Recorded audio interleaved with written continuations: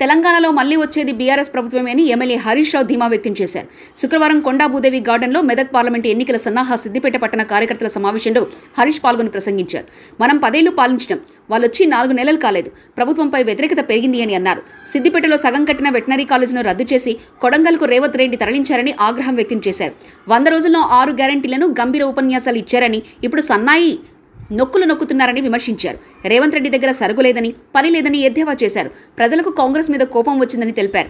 కాంగ్రెస్ మీద కోపంతో బీజేపీకి ఓటేస్తే పెనం నుంచి పొయ్యిలో పడ్డట్టు అవుతుందని తెలిపారు.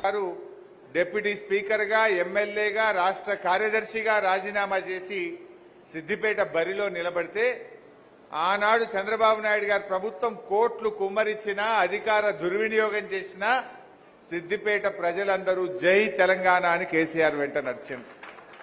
అగో అది ఇవాళ తెలంగాణ రావడానికి సిద్దిపేట ప్రజలే ఈ గులాబీ జెండాను నిలబెట్టి ఇవాళ తెలంగాణ రాష్ట్రం రావడానికి మొట్టమొదలు అడుగు వేసింది సిద్దిపేట.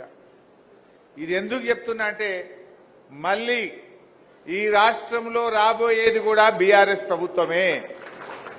మళ్ళీ బీఆర్ఎస్ గవర్నమెంట్ ఈ రాష్ట్రంలో రావాలంటే కూడా మన సిద్దిపేట నుంచి మెదక్ ఎంపీని గెలిపించి మళ్ళీ ఒక అడుగు ముందుకు వేసే బాధ్యత కూడా ఇవాళ మన మీద ఉన్నది. ఏం అనుమానం పెట్టుకోవాల్సిన అవసరం లేదు.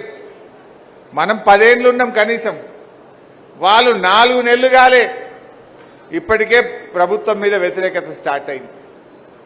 లుకలుకలు స్టార్ట్ అయినాయి. ప్రజలకు ఇచ్చిన హామీలు అమలు కాలే. ఇవాళ పొద్దున మీరు పేపర్లో చూసుంటారు, జనగామలో వడ్లు 1550 రూపాయలకు కూడా ఇప్పుడు కొంటలేడని రైతులు మొత్తుకుంటున్నారు. ఎలక్షన్ల ముందు రేవంత్ రెడ్డి ఏం చెప్పిండు, వడ్ల కోసం 2500 రూపాయలు ఇచ్చి వడ్లు కొంటమో అన్నాడు. ఇవాళ జనగామ మార్కెట్లో చూస్తే 1560 రూపాయలకు వడ్లు అమ్ముకున్నారు. మరి అన్ని వాళ్ళ మాటలన్నీ కూడా నీటి మూటలని ప్రజలకు అర్థమైంది. ఒకసారి నేను అవి కూడా చూపించినాక మిగతా విషయాల్లోకి పోతా. కార్యకర్తలతో నా మనం ఏంటంటే దయచేసి మీరు యాక్టివ్గా ఒక నెల రోజులే ఉంది, కరెక్ట్గా 30 రోజులు ఉంది. ఇవాళ 13 తారీఖు కదా, 12 మళ్ళా 13 తారీఖు నాడు పోలింగ్, మే 13. అంటే ఇవాళ ఇడిచిపెడితే ఒక నెల ఉన్నది, బరాబర్ ఒక నెల ఉన్నది.